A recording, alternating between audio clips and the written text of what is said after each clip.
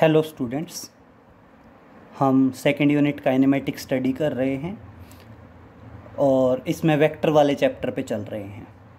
हमने पिछले लेक्चर में डॉट प्रोडक्ट की एप्लीकेशंस, डॉट प्रोडक्ट के वेरियस न्यूमेरिकल्स, क्रॉस प्रोडक्ट की एप्लीकेशंस और क्रॉस प्रोडक्ट के वेरियस न्यूमेरिकल्स, यहाँ तक चीज़ें पढ़ ली हैं। अब देखिए, आज हम कुछ और न्यूमेरिकल स्टडी करेंगे डॉट प्रोडक्ट पे एंड क्रॉस प्रोडक्ट पे। सबसे पहले हम एक पॉइंट नोट में डाल रहे हैं, ध्यान रखेंगे।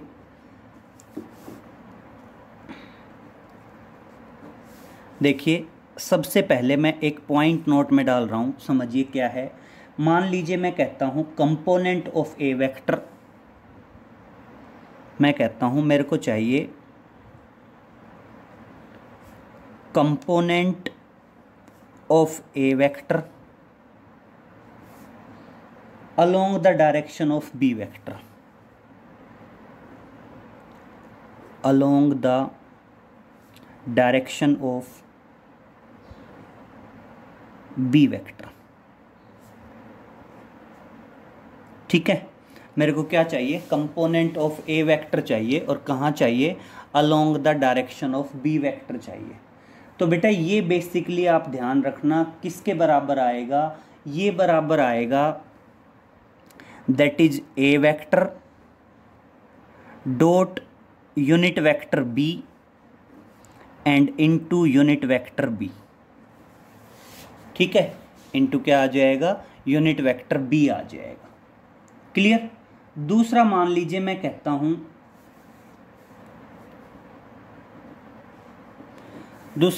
हूं मेरे को प्रोजेक्शन चाहिए। मान लीजिए मैं कहता हूं मेरे को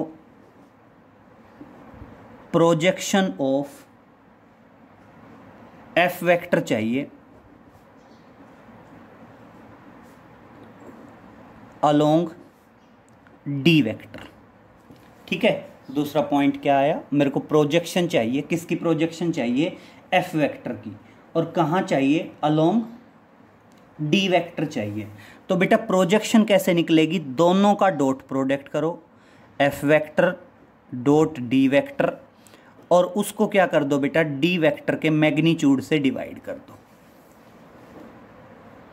क्लियर? तो ये दो पॉइंट हैं, ये दो पॉइंट आपको अच्छे से क्लियर होने चाहिए। दो पॉइंट अच्छे से कौन कौन से क्लियर होने चाहिए? एक तो component of A vector along the direction of B vector, और दूसरा मेरे को चाहिए projection of F vector along the D vector. Clear? अब दोनों से रिलेटेड मैं न्यूमेरिकल कर रहा हूं, एक एक एग्जाम्पल कर रहा हूं, समझना बहुत ध्यान से। पहली एप्लीकेशन से रिलेटेड एक एग्जाम्पल करता हूं। मैं कहता हूं find the component of A vector, find the component of A vector that is equal to 3i + 2j, 3i + 2j के कंपोनेंट नहीं है, वो कहता है find the component of A vector. A vector क्या है? 3i + 2j along the direction of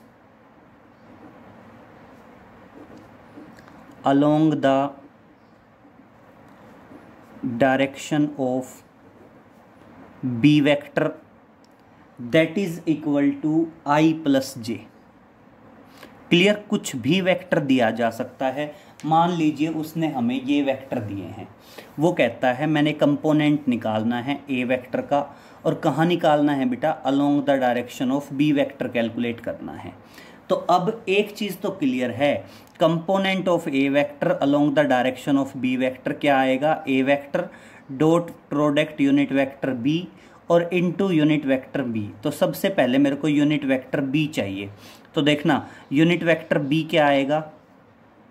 unit vector B आएगा B vector divided by B का मैग्नीट्यूड, यही आएगा ना बेटा। यूनिट वेक्टर बी किसके बराबर आएगा? B vector divided by magnitude of B. तो देखना, बी वेक्टर क्या है? i + j और divided by magnitude of B. और मैग्नीट्यूड ऑफ बी कैसे निकलता है बताना जरा? अंडर रूट आई के कंपोनेंट का स्क्वायर 1 का स्क्वायर 1 प्लस जे के कंपोनेंट का स्क्वायर 1 का स्क्वायर 1 और कुल मिला के क्या आ गया i plus j upon under root 2। Clear हुआ? ये आ गया। और अब मैं इसको चाहूँ तो अलग अलग लिख सकता हूँ। अलग अलग कैसे लिख सकते हैं? 1/√2 आई कैप प्लस 1/√2 जे कैप, ऐसे लिखा जा सकता है, कोई इश्यू नहीं है ना बेटा। तो देखिए अब हम चलते हैं आगे। अब मैं कहता हूं मेरे को चाहिए A vector dot unit vector B, तो अलग अलग कर लें इसको। That is i component √2 plus j component √2, ये आ गया यूनिट वेक्टर बी। अब मैं कहता हूं A vector dot unit vector B निकाल रहा हूं, तो हमारे पास ए वेक्टर ये है और यूनिट वेक्टर बी ये है। बेटा डॉट प्रोडक्ट में क्या होता है? आई का कंपोनेंट आई के साथ मल्टीप्लाई, जे का कंपोनेंट जे के साथ मल्टीप्लाई, कोई आई जे के नहीं आएगा। तो देखना आई का कंपोनेंट क्या है 3, आई का कंपोनेंट क्या है 1/√2, प्रोडक्ट करेंगे तो क्या आ जाएगा 3/√2 आ जाएगा। क्लियर? आई डॉट आई 1 हो ही जाएगा। सेम ये मल्टीप्लाई करेंगे तो ये मल्टीप्लाई करेंगे तो क्या आ जाएगा प्लस में 2/√2 आ जाएगा and that is equal to 5/√2। Clear हुआ? ये किसके बराबर आ गया? 5/√2 के बराबर आ गया। अब बेटा करना क्या है? अब हमने कैलकुलेट करना है that is component of A vector along the direction of b vector, along the direction of b vector and that is equal to, ये किसके इक्वल टू आएगा बेटा? ये आएगा A vector dot unit vector B और into unit vector B. तो देखिए हमारे पास A dot unit vector B है और हमारे पास यूनिट वेक्टर बी भी है। तो देखना ऑटोमेटिक करेंगे तो क्या आएगा, ये 5/√2 है और ये मल्टीप्लाई हो जाएगा किससे? i/√2 plus j/√2। बेटा √2 मैं इकट्ठा बाहर ले सकता हूँ, यहाँ से √2 कॉमन ले लिया, √2 क्या आएगा 2 और ये किसके इक्वल टू हो जाएगा? That is 5/2 I cap plus J cap और ये क्या है आपका आंसर है। क्लियर हुआ? तो हम इस तरह से ये मान लें कि आप कैलकुलेट कर सकते हैं, क्या कैलकुलेट कर सकते हैं? Component of A vector along the direction of B vector. ये बेटा कई बार क्वेश्चन आ जाते हैं, तो आपको 100% क्लियर होना चाहिए कि component of A vector along the direction of B vector कैसे निकलेगा। और ये ए और बी की जगह वो कुछ भी यूज़ कर सकता है, जैसे हमने ये लिए, कोई भी एग्जांपल ले सकता है, वो एफ और डी की जगह भी कुछ भी यूज़ कर सकता है। तो देखिए इस पे एक एग्जांपल और देख लीजिए, वो कहता है find the projection of F vector along D vector. इस दूसरे एप्लीकेशन पे करवा रहा हूं। Find the projection of F vector along D vector. हमने एफ वेक्टर की प्रोजेक्शन निकालनी है, किसके अलोंग निकालनी है बेटा? डी वेक्टर के अलोंग निकालनी है। If F vector is equal to, हमारा एफ वेक्टर किसके बराबर है? 2i plus 3j minus K, 2i plus 3j minus K and बेटा unit, unit in the sense जैसे जनरली फोर्स है तो फोर्स की मेजरिंग यूनिट क्या आएगी? न्यूटन आएगी। And D vector is equal to, और डी वेक्टर किसके बराबर है? 3i plus 4j, 3i plus 4j plus 2k unit.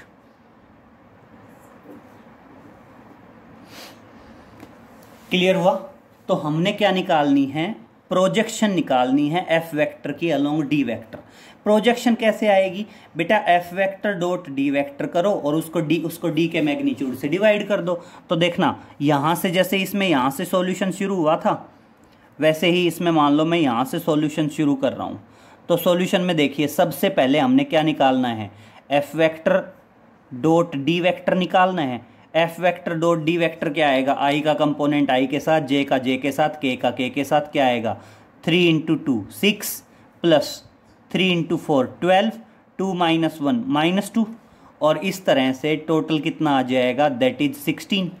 तो इस तरह से आपका एफ डॉट डी कितना आया 16 आया। अब वो कहता है इसको डिवाइड करना है डी के मैग्नीट्यूड से।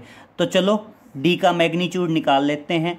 डी का मैग्नीट्यूड क्या आएगा, अंडर रूट आई के कंपोनेंट का स्क्वायर 3 का स्क्वायर 9 प्लस जे के कंपोनेंट का स्क्वायर 4 का स्क्वायर 16 प्लस के कंपोनेंट का स्क्वायर 2 का स्क्वायर 4 और कितना आ गया अंडर रूट 29 आ गया।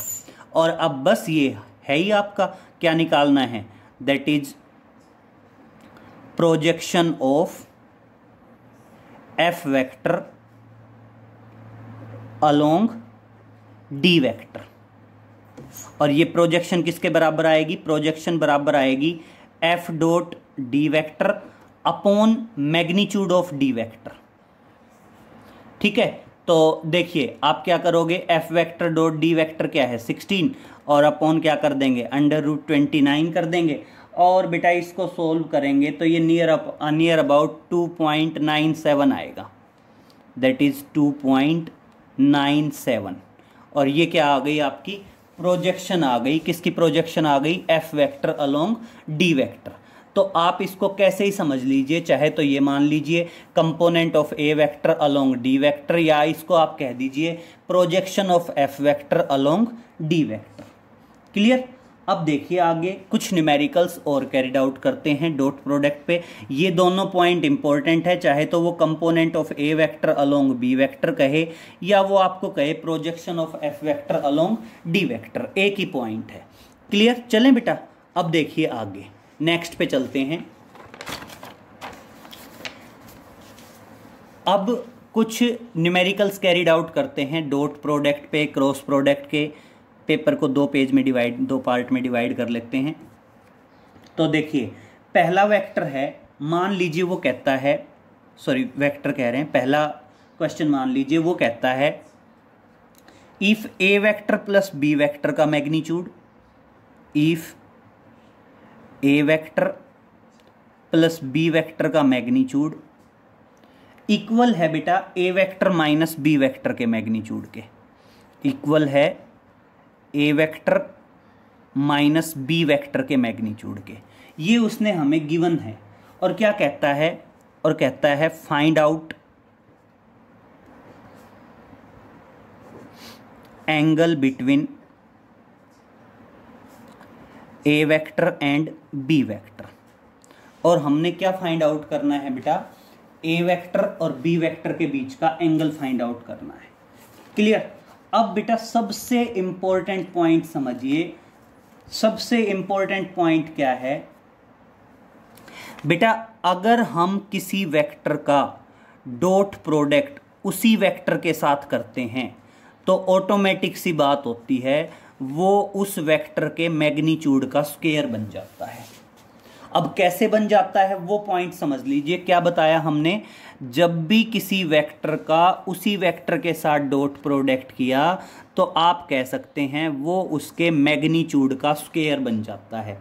क्यों बन जाता है, कैरिड आउट करिए। डॉट प्रोडक्ट क्या कहता है, पहले वेक्टर का मैग्नीट्यूड दूसरे वेक्टर का magnitude into cos of the angle between them. और बेटा दोनों वेक्टर सेम हैं तो दोनों वेक्टर के बीच का एंगल 0 और बेटा कोस 0 की वैल्यू 1 और क्या आ गया ए डॉट ए इंटू 1 आ गया और ऑटोमेटिक ये किसके बराबर आ गया ए स्क्वायर। तो हम क्या बता रहे हैं, जब किसी वेक्टर का डॉट प्रोडक्ट उसी के साथ होता है तो वो ऑटोमेटिक क्या हो जाता है, उसके मैग्नीट्यूड का स्क्वायर हो जाता है। क्लियर? अब मैं इसी कॉन्सेप्ट का यूज करूंगा, समझिए। अब यहां से शुरू करते हैं सॉल्यूशन। सॉल्यूशन में देखिए उसने हमें क्या गिवन है कि A vector plus B vector का मैग्नीट्यूड बराबर है A vector minus B vector के मैग्नीट्यूड के। क्लियर? अगर बेटा मैग्नीट्यूड बराबर है तो मैं दोनों तरफ स्क्वायर कर दूं वो भी बराबर ही होगा। ए प्लस बी वेक्टर के मैग्नीट्यूड का स्क्वायर बराबर होगा ए वेक्टर माइनस बी वेक्टर के मैग्नीट्यूड का स्क्वायर। ठीक है, अगर मैग्नीट्यूड का स्क्वायर है तो इसका मतलब उनका आपस में डॉट प्रोडक्ट है। तो अगर मान लीजिए मैं कह रहा हूं कि A vector plus B vector के मैग्नीट्यूड का स्क्वायर है तो इसका मतलब ये डॉट प्रोडक्ट है किसका? A vector plus B vector dot product A vector plus B vector. Clear हुआ? यही तो पॉइंट हुआ कि मैग्नीट्यूड का स्क्वायर ऑटोमेटिक क्या है? डॉट प्रोडक्ट है। और सेम इसी तरह जो राइट साइड में था ये क्या हो गया? A vector minus B vector dot product A vector minus B vector. ये स्टेप काफ़ी इंपॉर्टेंट है। समझ में आया बेटा? अब देखिए जस्ट खोल देते हैं इसको तो देखना क्या आएगा। यस, देखें ए का ए के साथ आएगा तो A dot A plus A dot B plus B dot A plus B dot B. Clear? और जो राइट साइड में है वो क्या आएगा? That is equal to A dot A minus A dot B minus B dot A और plus B dot B. समझ में आया बेटा? जस्ट हमने डॉट प्रोडक्ट ही तो करते गए हैं, डॉट प्रोडक्ट ही तो कैरीड आउट हुआ है। और अब नेक्स्ट स्टेप में समझ लीजिए बेटा, ए डॉट ए स्क्वायर लिख सकता हूं। और बेटा देखो मैंने बताया था कि डॉट प्रोडक्ट कॉम्यूटेटिव होता है। A vector dot B vector बराबर होता है किसके? B vector dot A vector के। तो ए डॉट बी और बी डॉट ए दोनों बराबर होंगे तो इसको मैं 2 टाइम्स लिख दूं, 2 टाइम्स ए डॉट बी लिख दूं चाहे बी डॉट ए लिख दूं। और बी डॉट बी क्या आ जाएगा बेटा? B square. अब आगे देखिए, A dot A square, A dot B dot A और दोनों माइनस के हैं तो 2 टाइम्स ए डॉट बी लिख दूं माइनस का और बी डॉट बी क्या आ जाएगा बेटा? B square. क्लियर हुआ? अब देखना बेटा, ए स्क्वायर इधर आएगा माइनस का, A square minus A square cancel होएगा। बी स्क्वायर इधर आएगा माइनस का, B square minus B square cancel होएगा। क्या बच गया?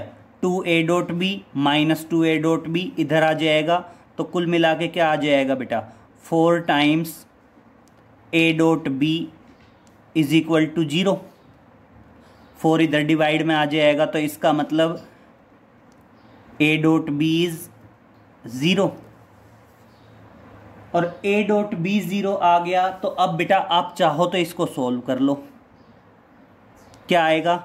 वैसे भी आपको पता है कि अगर 2 वेक्टर का डॉट प्रोडक्ट 0 के बराबर है तो इसका मतलब वो आपस में एक दूसरे के क्या होते हैं? परपेंडिकुलर होते हैं। तो क्या बता दोगे?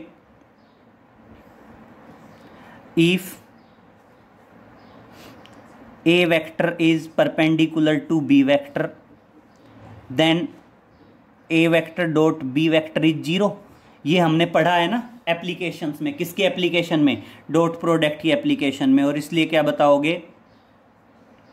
Angle between A vector and B vector is, angle between A vector and B vector is 90 degree. Clear हुआ कि ए वेक्टर और बी वेक्टर के बीच का एंगल क्या है बेटा? 90 है। तो ये आ जाएगा ये चीज़ कैसे कैरीड आउट हुई। जस्ट क्या है, बस आप ध्यान रखना, अगर वेक्टर के मैग्नीट्यूड का स्क्वायर है तो इसका मतलब उस वेक्टर का डॉट प्रोडक्ट कैरीड आउट हुआ है उसी वेक्टर के साथ। तो देखिए अब नेक्स्ट न्यूमेरिकल पे चलते हैं। नेक्स्ट न्यूमेरिकल देखिए, उसने कहा है unit vector A and B are inclined with angle theta. तो देखिए नेक्स्ट न्यूमेरिकल क्या है? If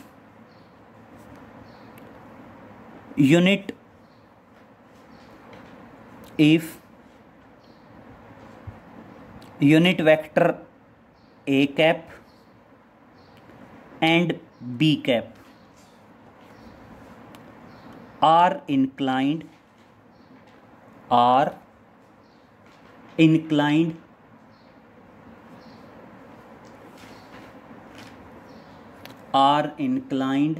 at an angle theta,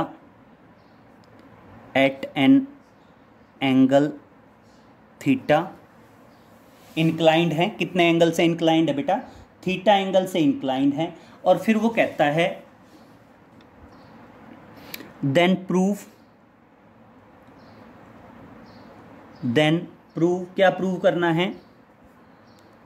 unit vector A minus unit vector B, इसका जो मैग्नीट्यूड है वो बराबर होगा 2 sin थीटा बाई 2। ठीक है, तो अब क्वेश्चन देखिए, वो कहता है यूनिट वेक्टर ए है, यूनिट वेक्टर बी है, दोनों के बीच में थीटा एंगल है, और थीटा एंगल है तो अब वो कहता है प्रूव करिए कि unit vector A minus unit vector B it's magnitude is equal to 2 sin theta by 2। Clear? तो अब एक पॉइंट समझिए बेटा, फिर मैं उसी लॉजिक की बात कर रहा हूं, उसी पॉइंट को यूज कर रहा हूं कि अगर किसी वेक्टर का डॉट प्रोडक्ट हो तो वो उसके मैग्नीट्यूड के स्क्वायर के बराबर होता है। अब मैं यहां से सॉल्यूशन शुरू कर रहा हूं, तो मेरे को एक बात बताना, मैं कहता हूं unit vector A minus unit vector B, इसका मैग्नीट्यूड, अगर बेटा इसके मैग्नीट्यूड का स्क्वायर है तो वो मैग्नीट्यूड का स्क्वायर किसके बराबर होगा? डॉट प्रोडक्ट होगा किसका? Unit vector A minus unit vector B, dot product unit vector A minus unit vector B. Clear? और अब देखिए, बस मैं डॉट प्रोडक्ट को खोलता जा रहा हूं, लेफ्ट साइड में देखिए, डॉट प्रोडक्ट को खोलेंगे तो अब क्या आएगा बेटा?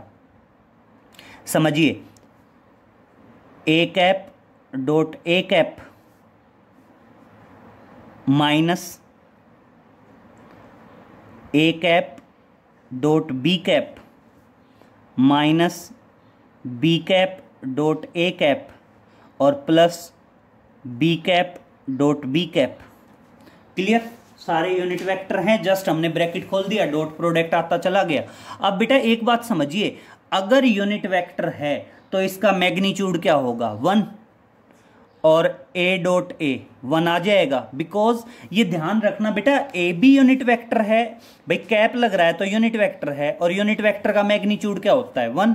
तो ऑटोमेटिक पहले वेक्टर का मैग्नीट्यूड, दूसरे वेक्टर का मैग्नीट्यूड दोनों 1 ही रहने हैं, तो ये ऑटोमेटिक क्या आ जाने हैं? 1 आ जाने हैं। और ये देखना क्या आ जाएगा? A dot B dot A बराबर होता है तो 2 टाइम्स आ जाएगा, minus unit vector A unit vector B, और ये साथ में क्या आ गया? +1 आ गया। क्लियर हुआ यहां तक? अब उसके बाद नेक्स्ट पॉइंट समझिए, अब मैं नेक्स्ट पॉइंट की बात कर रहा हूं। नेक्स्ट पॉइंट 1 और 1 2 हो गया, तो ये आ गया 2 minus 2 into unit vector A unit vector B.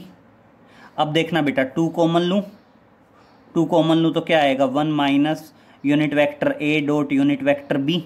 और अब समझिए बेटा, दो वेक्टर का डॉट प्रोडक्ट क्या कहता है? दो वेक्टर का डॉट प्रोडक्ट कहता है पहले का मैग्नीट्यूड दूसरे का magnitude into cos of the angle between them. और अब समझिए बेटा, दोनों यूनिट वेक्टर हैं तो यूनिट वेक्टर ए का मैग्नीट्यूड 1, यूनिट वेक्टर बी का मैग्नीट्यूड 1, और दोनों के बीच का एंगल थीटा बताया है तो कोस थीटा आ गया। और अब इस तरह से देखिए बेटा, ये किसके बराबर आ गया? That is 2 into 1 minus cos theta. और बेटा 1 माइनस कोस थीटा बराबर आ गया that is 2 sign square theta by 2। अब यस, ये एक पॉइंट है जो आपको पता होना चाहिए बेटा। फॉर्मूला होते हैं ट्रिग्नोमेट्री में, फॉर्मूले होते हैं, साइन 2 थीटा का फॉर्मूला है, कोस 2 थीटा का फॉर्मूला है।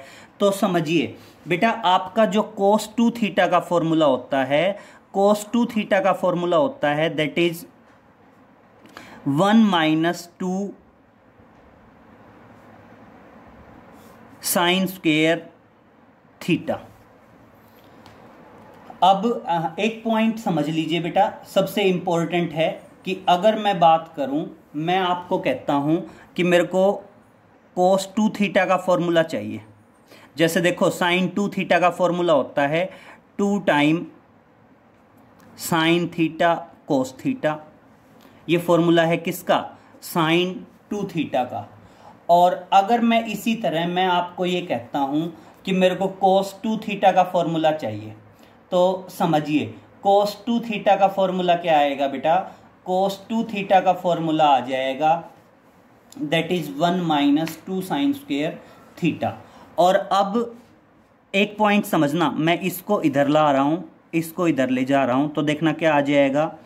2 साइन स्क्वायर थीटा किसके बराबर आ जाएगा? 1 माइनस कोस 2 थीटा आ जाएगा। और अगर मैं 2 थीटा की बजाय थीटा करूं तो यहाँ थीटा की बजाय क्या आ जाएगा? थीटा बाई 2 आ जाएगा। थीटा की बजाय यहाँ पे क्या आ जाएगा बेटा? थीटा बाई 2 आ जाएगा। क्लियर रहेगा? तो आप इनडायरेक्ट वे में ये ध्यान रखना कि आपका 1 माइनस कोस थीटा किसके बराबर होता है? 2 साइन स्क्वायर थीटा बाई 2 के बराबर होता है। ये हमें कोस 2 थीटा के फॉर्मूले से रिसीव हुआ। और अब देखना ये किसके बराबर आ गया? 4 sign square theta by 2। Clear हुआ? और अब बस क्या करना है? दोनों तरफ स्क्वायर रूट कर दो। अब क्या करना है? Taking square root on both sides, taking square root on both sides. दोनों तरफ क्या ले लीजिए?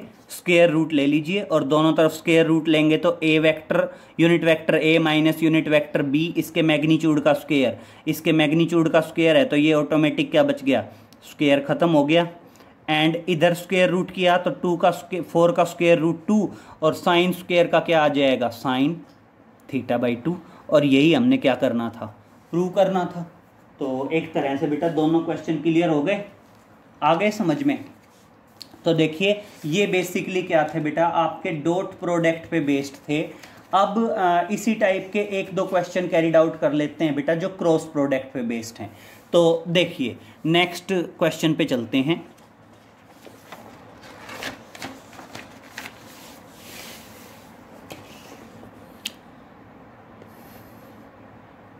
दो पार्ट में डिवाइड कर लेते हैं। देखिए सबसे पहले क्वेश्चन पे चलते हैं। वो कहता है प्रूव करना है बेटा। क्या प्रूव करना है? A vector cross B vector, इसका स्क्वायर किया, प्लस ए वेक्टर डॉट बी वेक्टर, इसका स्क्वायर किया। और ये किसके बराबर आना चाहिए? ए स्क्वायर इंटू बी स्क्वायर के बराबर आना चाहिए।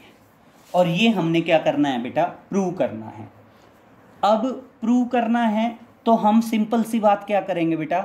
हम सिंपल सी बात करेंगे भाई, क्रॉस प्रोडक्ट को खोल लीजिए और किसको खोल लीजिए? डॉट प्रोडक्ट को खोल दीजिए। तो देखिए क्रॉस प्रोडक्ट को कैसे खोलेंगे? लेफ्ट हैंड साइड लेके चल लें। प्रूव करना है तो लेफ्ट हैंड साइड लेके चलते हैं। लेफ्ट हैंड साइड क्या है?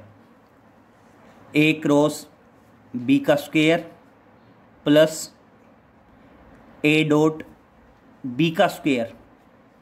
चलो तो यस, ए क्रॉस बी। बेटा मैंने आपको बताया था क्रॉस प्रोडक्ट को वेक्टर प्रोडक्ट भी बोलते हैं, क्योंकि क्रॉस प्रोडक्ट का जो रिजल्ट आता है वो रिजल्ट एक वेक्टर क्वांटिटी आता है।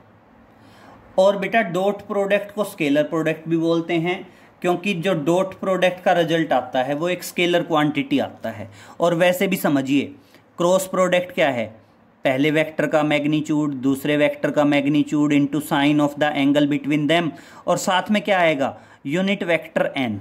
और यूनिट वेक्टर एन की डायरेक्शन क्या होगी? दोनों के परपेंडिकुलर होगी। मैंने खोल दिया क्रॉस प्रोडक्ट को, इसका स्क्वायर है, प्लस डॉट प्रोडक्ट क्या आएगा? पहले वेक्टर का मैग्नीट्यूड दूसरे वेक्टर का magnitude into cos of the angle between them.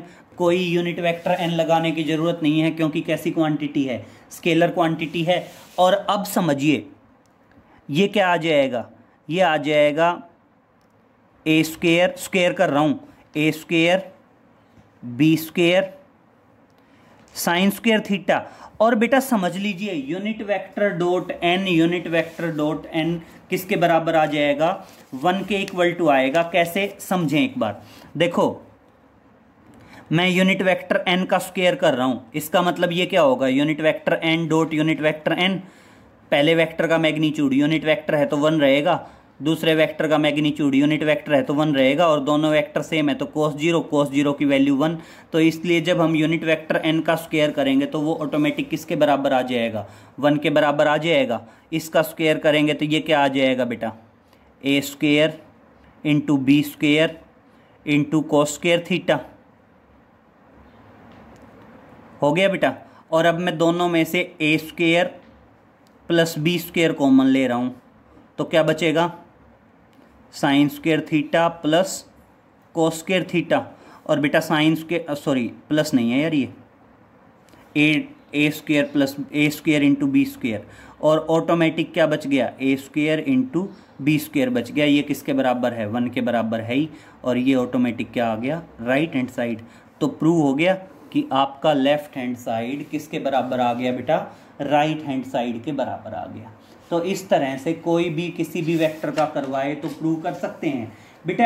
इस तरह के क्वेश्चंस कैरिड आउट करने के लिए कोई स्पेसिफिक रूल नहीं है, बस आपको क्या हो, बेसिक नॉलेज हो, और बेसिक नॉलेज के बिहाफ पे आप उसको सोल्व करते जाएं, हम ऑटोमेटिक आंसर पे पहुंच जाएंगे। तो देखिए एक क्वेश्चन है बेटा, वो कहता है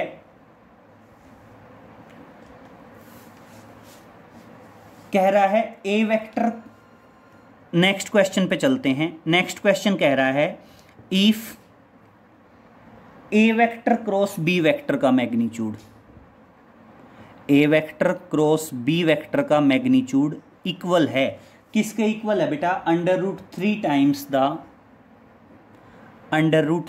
times the A vector dot B vector. Cross product का तो मैग्नीट्यूड है और डॉट प्रोडक्ट सिंपल है, और कहता है अगर ये इसके बराबर है तो find out angle between A vector and B vector, find out angle between A vector and B vector. हमने क्या फाइंड आउट करना है बेटा, एंगल फाइंड आउट करना है, किस किस के बीच में, ए वेक्टर और बी वेक्टर के बीच में। बेटा बिल्कुल सिंपल सा है, देखिए सॉल्यूशन शुरू कर रहा हूं। ये है A vector cross B vector का मैग्नीट्यूड बराबर है √3 times the A vector dot B vector. बेटा मेरे को ये बताओ ए क्रॉस बी का मैग्नीट्यूड किसके बराबर होता है, ए का मैग्नीट्यूड बी का magnitude into sine of the angle between them. भाई क्रॉस प्रोडक्ट का मैग्नीट्यूड तो यही तो होता है, डायरेक्शन और लग जाती है यूनिट वेक्टर बी, तो A dot B sine theta आ गया, और ये किसके बराबर आ गया, √3, और ए डॉट बी क्या आएगा, ए का मैग्नीट्यूड बी का magnitude into cos of the angle between them. ये स्टेप क्लियर हुआ बेटा यहां तक। अब नेक्स्ट पॉइंट समझिए, दोनों तरफ ए से ए कैंसिल, बी से बी कैंसिल, कोस इधर आएगा तो देखना क्या आ गया, that is sine theta divided by cos theta. क्या आ गया, sine theta divided by cos theta, किसके बराबर आ गया, √3 के बराबर। यहां से आगे इधर देखिए, और इस तरह से ये किसके बराबर आ गया, इस तरह से ये बराबर हो गया, therefore tangent theta is equal to √3। और इस तरह से आपका टेंजेंट थीटा किसके बराबर आ गया, √3 के बराबर आ गया। और टेंजेंट थीटा √3 के बराबर होने का मतलब क्या है, √3 टेंजेंट थीटा √3 के बराबर कब होता है, जब थीटा क्या हो 60 डिग्री, और ये अपने आप में क्या है, that is the angle between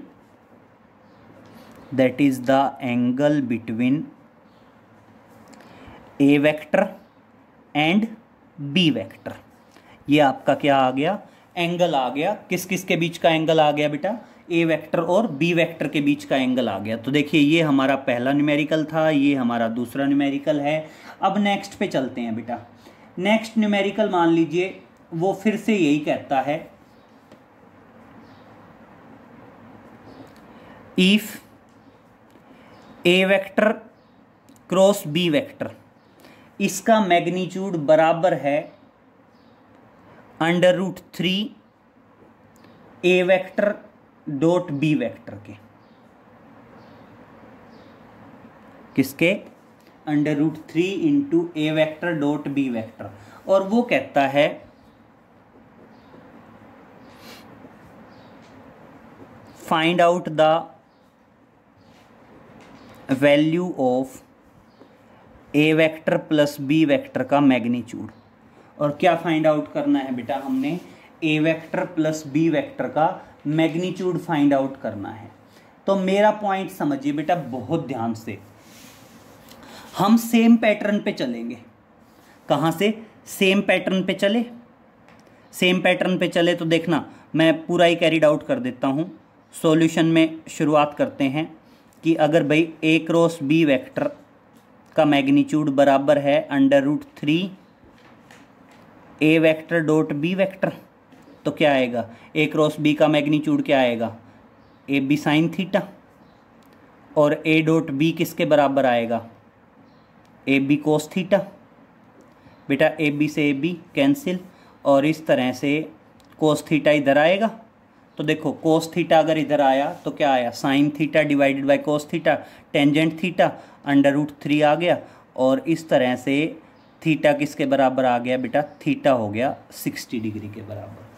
अब इसके आगे जो है वो पॉइंट समझने वाला है बेटा। वो पॉइंट आप समझिए। आप कह रहे हो कि आपको ए प्लस बी वेक्टर का मैग्नीट्यूड चाहिए। ए प्लस बी वेक्टर का मैग्नीट्यूड चाहिए। अब बेटा हम बात करते हैं triangle law of vector addition की, जहां पे हमने triangle law of vector addition में क्या बोला था कि एक वेक्टर ए है, एक वेक्टर बी है, दोनों के बीच में थीटा एंगल है, और दोनों का रिजल्टेंट वेक्टर क्या आया था? आर आया था। और उस रिजल्टेंट वेक्टर का मैग्नीट्यूड किसके बराबर था? Triangle law of vector addition से रिजल्टेंट वेक्टर का, ये अपने आप में A vector plus B vector resultant vector है, और A vector plus B vector का मैग्नीट्यूड अगर हम कर रहे हैं तो इसका मतलब हम रिजल्टेंट वेक्टर का मैग्नीट्यूड कर रहे हैं बेटा। और रिजल्टेंट वेक्टर का मैग्नीट्यूड क्या था? पहले वेक्टर का स्क्वायर प्लस दूसरे वेक्टर का square plus 2ab cos theta. क्या था बेटा? ये एक पॉइंट समझने लायक है। इस पॉइंट को समझ लीजिए बेटा बहुत ध्यान से। हम यहां पे यूज कर रहे हैं triangle law of vector addition. और triangle law of vector addition क्या कहता है कि दो वेक्टर जो भी हों, A vector plus B vector, उसका जो आएगा बेटा वो रिजल्टेंट वेक्टर आएगा आर। और रिजल्टेंट वेक्टर आर का magnitude triangle law of vector addition से क्या होता है? पहले वेक्टर का स्क्वायर प्लस दूसरे वेक्टर का square plus 2ab cos theta, और उसका क्या आ जाता है बेटा? √ आ जाता है। पढ़ा है ना आपने triangle law of vector addition. अब थीटा की वैल्यू हमारे पास है, तो देखिए हम वैल्यू रखते हैं। किसके बराबर आएगी value?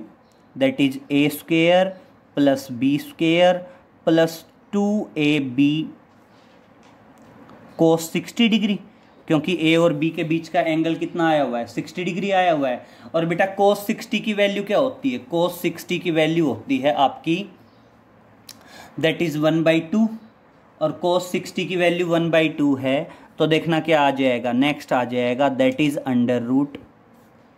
√a square plus B square plus cos 60 की वैल्यू 1/2, 2 से 2 कट जाएगा, और क्या आ जाएगा? AB। और ये क्या है बेटा? हमारा रिक्वायर्ड रिजल्ट है। क्लियर? तो इस तरह से बेटा ये जो जितने भी हमने आज न्यूमेरिकल्स किए हैं, देखो ये जो दोनों न्यूमेरिकल हैं ये लगभग एक ही एक्सटेंड पे हो सकते हैं। मान लीजिए वो इसी क्वेश्चन में कह सकता है find out the angle and also find out the value of A vector plus B vector. तो ये जो A vector plus B vector की वैल्यू है ये तो आपने simple triangle law of vector addition से निकालनी है। बाकी एंगल निकालने का तरीका आ ही गया। ये एक पॉइंट आप समझना बेटा, मैं आपको पहले भी बता चुका हूं कि दो वेक्टर का जो क्रॉस प्रोडक्ट है, दो वेक्टर का जो क्रॉस प्रोडक्ट है बेटा वो एक वेक्टर क्वांटिटी आती है। ठीक है?